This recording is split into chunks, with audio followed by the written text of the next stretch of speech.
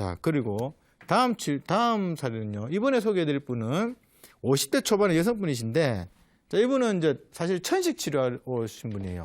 자기 천식이라고. 천식이라는 기침이 심해서 오신 거죠. 예. 그래서 2년 전부터 기침을 해서 병원에서 천식 치료를 받으셨다는데, 기침을 치료를 하면 좀 괜찮아지고, 또 안 하면 또 조금 있다가 다시 또 재발을 하고 이렇게 된답니다. 지금은 어떤 상태입니까? 이렇게 하니까 낮에보다는 밤에 기침을 많이 하는데, 자다가 일어나서 몰아서 한답니다. 그러면 당연히 잠을 잘 못 자겠죠. 그러니까 이제 어떻게 되냐면 입맛도 없고 소화가 힘이, 잠 못 자면 이게 옵니다, 기본적으로. 그리고 평상시에는 목이 간질간질하면서 가래가 이제 많이 껴있고, 이제 가래가 끼어있는데 뱉어도 안 나오는 겁니다. 뭐가 걸린 듯한 느낌이 있는데, 예, 그리고 이제 목이 잘 쉬시고, 그리고 이제 공복 시에 이제 뭐냐면 신물이 자꾸 올라오고, 예, 가끔 심화부 쪽에 통증도 있으면서 가스가 많다고 얘기를 하네요. 근데 그래서 제가 이럴 정도면 신물이 올 정도면 위내시경을 해보셨을 거라고 생각을 해서, 예, 제가 위내시경을 해보셨습니까? 그러니까 자기 해봤다. 그래서 하는 말씀이, 예, 자기가 역류성 식도염 진단을 받았다고 이야기를, 예, 있겠습니다. 자, 이분 천식 때문에 오셨는데 지금 쭉 말씀드리는 증상은 천식이 아닙니다. 예, 어디서 판단하냐면, 예, 공복 시 신물이 올라오게 소화 기능이 지금 안 좋지 않습니까? 예, 소화 기능이 안 좋으면서 기침이 나타나는 그런 증상이신데, 이것은 전형적인 식도성 해소의 증상입니다. 예, 이게 다들 이제 기침이 심하면 천식을 의심하는 경우가 많습니다.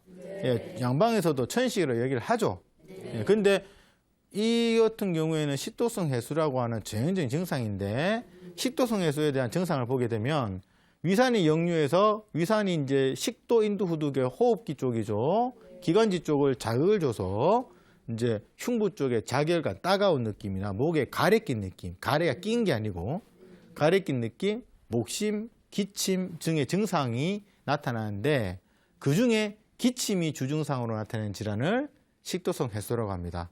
예, 증상으로는 목 안이 건조하거나 간질간질하면서 발작적인 기침이라는 건 뭐냐, 몰아서 한다는 거예요. 기침 한 번 하면, 안 할 때는 안 하고. 근데 그게 이제 야간에 많이 나타나는. 예, 근데 가래는 적거나 없고, 그러니까 뱉으려도 안 나타나는 거예요. 예, 그리고 감기 후에 환절기 때 많이 나타나는데, 예, 소화가 안 되며 식도성 해소니까 목에 가래가 걸린 느낌이 있다는 것을 기본적으로 모토로 많이 하고 있습니다. 자, 복진을감 먼저 일단 해봐야 되겠죠. 이분한테 이제 진단을 정확하게 내려야 되는 거니까, 식도성 해소라도 왜 오는 걸 봐야 되는 거니까요. 복진을 하게 되니까 심화부 쪽에 압통이 심하고 중안부의 통증. 그러면 무슨 말이냐면 신경성으로 인해서 소화가 잘 안 된다는 것을 알 수가 있는 거죠. 그러면서 전체적인 복진에 이제 통증을 호소한다. 소화기가 생각보다 많이 안 좋으신 거죠. 예. 그러니까 이제 역류성 식도염까지 간 거죠. 그다음에 가슴 쪽에 압통을 호소한다. 이 말은 무엇입니까? 열이 위쪽으로 몰려 있다는 것을 알 수가 있는 겁니다. 예. 맥진을 해보니까 긴장된 맥이 약간 빠르게 나타나는 맥이 나타나는데, 예, 신경성 맥인데 빠르게 나타난다는 것은 몸 어딘가에 열이 있다. 이것은 단순한 열일 수도 있지만 몸 어딘가에 염증이 있다. 이렇게 볼 수 있는 것이겠죠. 혀의 색깔을 보니까 혀의 색깔이 연하면서 태가 약간 약하게 띈 걸 봐서는 이거는 이제 전형적인 기울형의 혀. 예, 여기서 만약에 치은이라든가 이런 게 있게 되면 이제 뭐냐면 이제 기가 허한설이 되는 거죠. 자, 종합을 해보게 되면 이분들 기울형의 혀가 같이 포함돼서 보게 되면 신경성으로 인해서 소화기관에 염증이 있다는 것을 판단할 수 있죠. 그래서 아까 맥이 약간 빠르게 나타났다는 것을 표현하는 거죠. 그로 인해서 기침이 나타나는 거죠. 자, 그러면 치료는 신경성을 완화해가지고 기의 순환을 도와서, 예, 위쪽으로 열 몰린 걸 좀 내려주고요. 예, 그리고 이제 소화 기능을 이제 올려주는 거죠. 그렇게 해야 되는데, 이제 결국에는 뭐냐면 위장 치료를 같이 겸비를 해야 되는 거예요. 왜? 위장 질환에 의해서 이 기관지나 인두, 후두 쪽을 자극을 줘서 나타나는 기침이기 때문에 위장 질환의 치료를 안 해주게 되면 요거는 치료가 될 수가 없습니다. 그래서 아까 말씀드렸다시피 위장의 치료와 함께 해수가 치료된다. 소화 기능을 도와주게 되면서. 예. 그런데 이제 역류성 식도염은 보통 신경성 위염하고 같이 동반이 되는 경우가 많습니다. 그러니까 유형성 식도염이 있다 그러면 대부분 신경성 위염은 포함하고 있다고 생각을 하셔야 돼요. 그렇기 때문에 신경성 위염을 깔고 갔을 때는 위장의 염증 치료도 같이 치료를 해야 되지 않느냐, 그렇게 판단했습니다.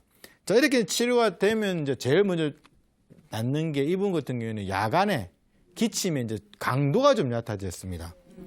그러니까 당연히 잠을 좀 편하게 주무실 수 있고요. 그렇게 되니까 이제 뭐냐면 좀 기운이 나는 거죠. 짜증도 좀 덜 나고.